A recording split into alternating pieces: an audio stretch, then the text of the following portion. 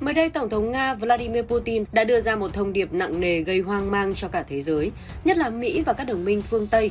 Ông Putin cho biết Nga và Belarus đã đồng ý triển khai vũ khí hạt nhân chiến thuật của Nga đến Belarus. Trong bài phát biểu, Tổng thống Putin cho biết nguyên nhân trực tiếp thúc đẩy việc này là do Anh quyết định cung cấp cho Ukraine đạn xuyên giáp có chứa uranium nghèo. Ông Putin tuyên bố rằng những quả đạn như vậy có thành phần hạt nhân và Nga sẽ có phản ứng tương ứng. Động thái này của Nga đã thực sự khiến Mỹ và phương Tây toát mồ hôi hột, bởi ai cũng hiểu rõ sự nguy hiểm của hành động này. Tờ CNN của Mỹ nhận định Nga đã sử dụng vũ khí hạt nhân và sử dụng rất thành công mà không cần phải phóng chúng theo đúng nghĩa đen. Theo đó, thay vì phải nói những lời cảnh báo trống rỗng mà phương Tây đã nghe nhiều rồi, thì giờ ông Putin đã làm thật theo một cách hết sức khéo léo. Đây là nước đi ngăn chặn rất hiệu quả việc phương Tây liên tục gửi vũ khí cho Kiev. Giờ đây, phương Tây phải lo ngại việc triển khai vũ khí hạt nhân chiến thuật ở Belarus sẽ mở rộng khả năng của Nga nhằm vào một số thành viên NATO ở Đông và Trung Âu.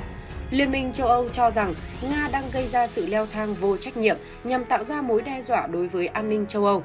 Người đứng đầu cơ quan ngoại giao châu Âu Josep Borrell nói rằng EU sẵn sàng đáp trả bằng các biện pháp trừng phạt tiếp theo, còn Đức gọi hành động của Nga là một sự đe dọa.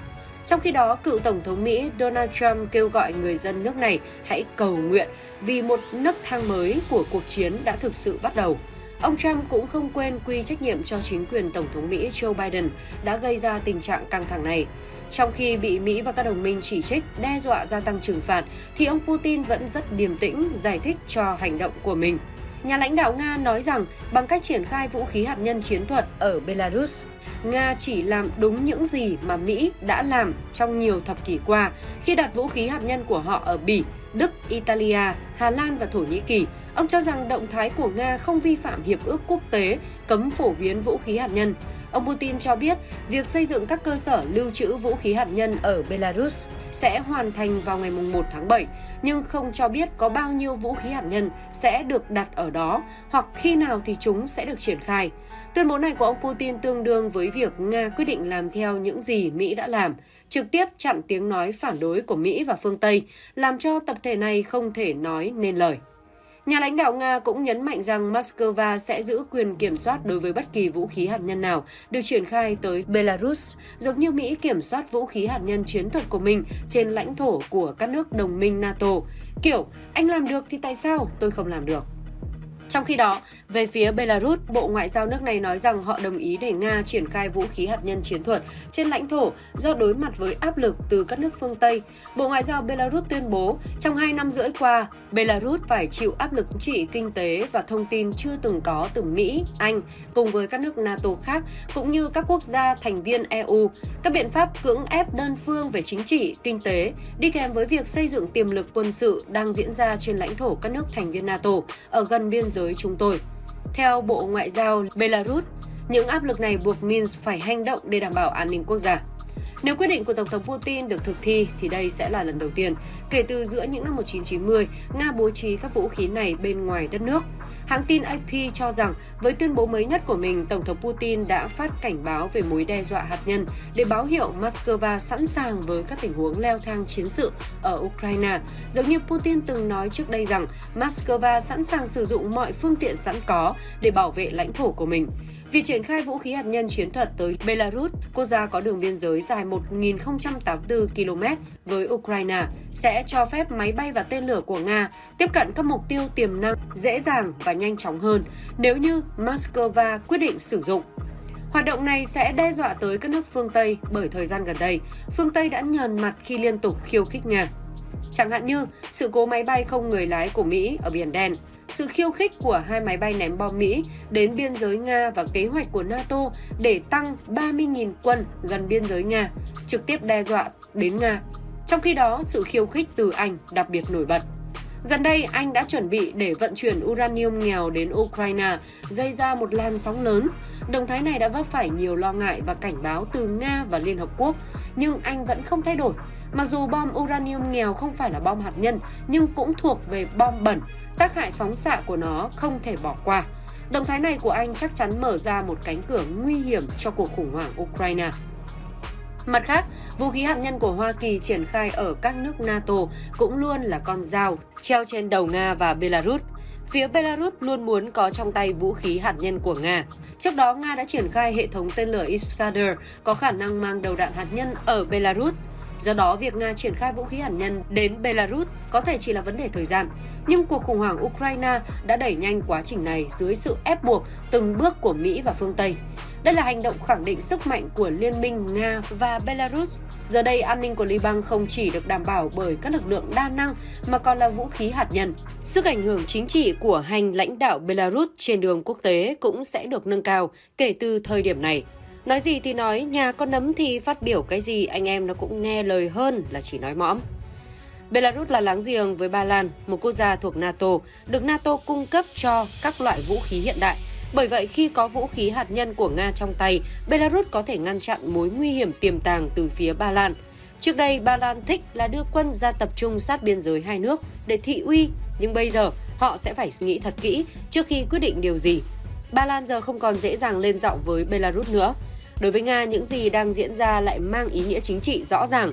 Việc triển khai vũ khí hạt nhân chiến thuật ở Belarus là một tín hiệu từ Moscow gửi tới Mỹ và EU rằng việc thành lập một lực lượng ủy nhiệm chống Nga từ Kiev, cung cấp vũ khí cho Ukraine, mở rộng sự hiện diện của quân đội Mỹ ở Đông Âu sẽ làm tăng nguy cơ đụng độ trực tiếp giữa Nga và NATO. Sẽ là một cuộc đối đầu kéo dài và một cuộc chạy đua vũ trang khốc liệt.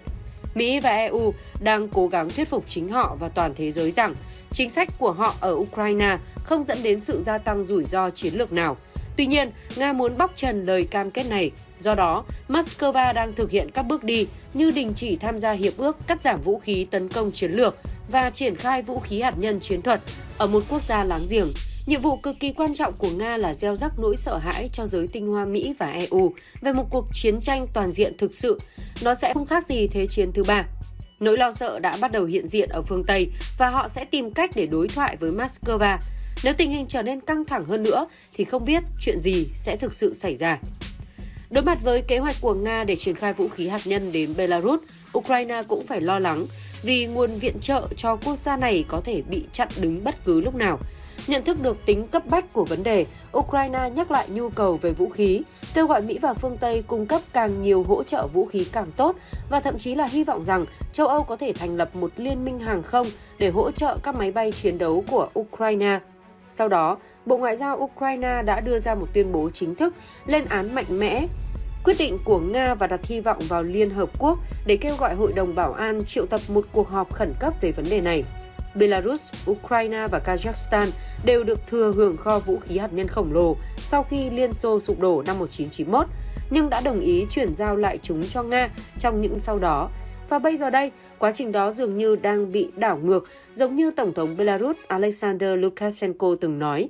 Ông muốn đề nghị Putin trả lại vũ khí hạt nhân cho Belarus. Từ quyết định của Anh viện trợ bom uranium nghèo đến việc triển khai vũ khí hạt nhân của Nga đến Belarus, tất cả đều cho thấy tình hình khủng hoảng Ukraine đang mở ra một vòng leo thang mới. Điều này một lần nữa cảnh báo chúng ta về tính cấp bách của việc tìm kiếm một giải pháp hòa bình cho cuộc khủng hoảng. Nếu không, rất có thể sẽ xảy ra hậu quả không thể khắc phục do tính toán sai lầm của cả hai bên.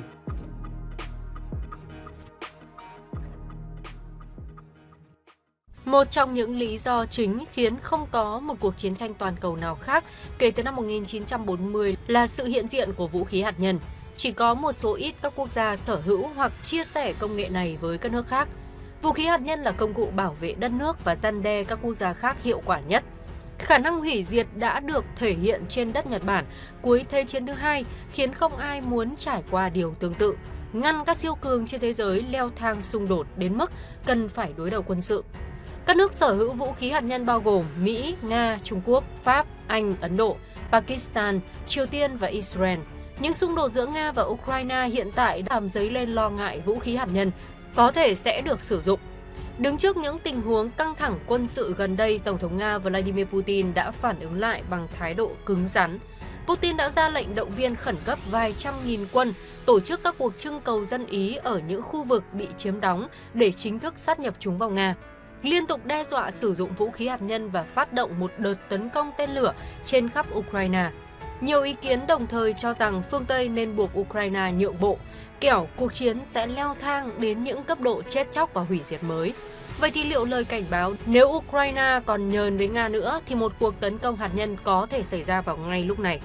Sau đây chúng ta sẽ cùng tìm hiểu phân tích của các chuyên gia phương Tây về việc Putin chỉ là dọa hay thực sự sẽ cho Ukraine biết thế nào là hạt nhân. Các chuyên gia phương Tây có đủ lý do để tin rằng Nga sẽ không sử dụng vũ khí hạt nhân ở Ukraine. Đe dọa sử dụng vũ khí hạt nhân là việc làm có thể hiểu. Nó khiến cho mọi người hoảng sợ, khiến cho những nước ủng hộ Ukraine phải lo lắng và thận trọng hơn.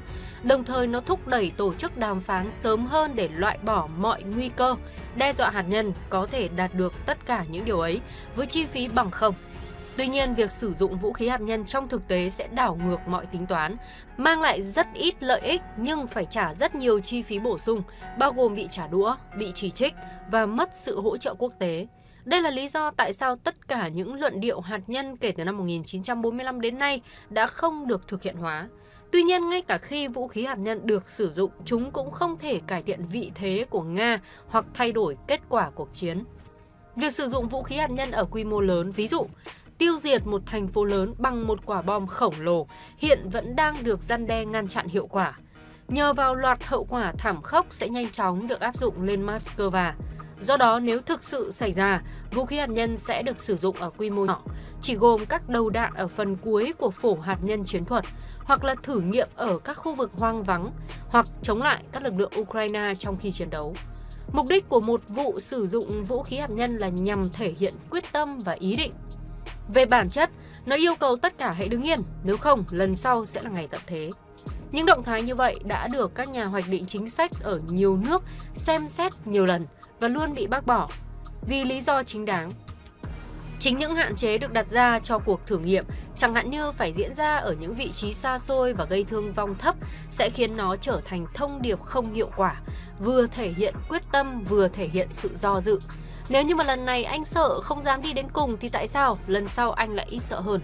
Sử dụng vũ khí hạt nhân cỡ nhỏ trong chiến đấu có thể hữu ích trong một số bối cảnh quân sự, chẳng hạn như tiêu diệt một tàu sân bay trên biển, tiêu diệt một đội hình xe tăng lớn trên sa mạc, hoặc là chặn một lối đi quan trọng qua núi.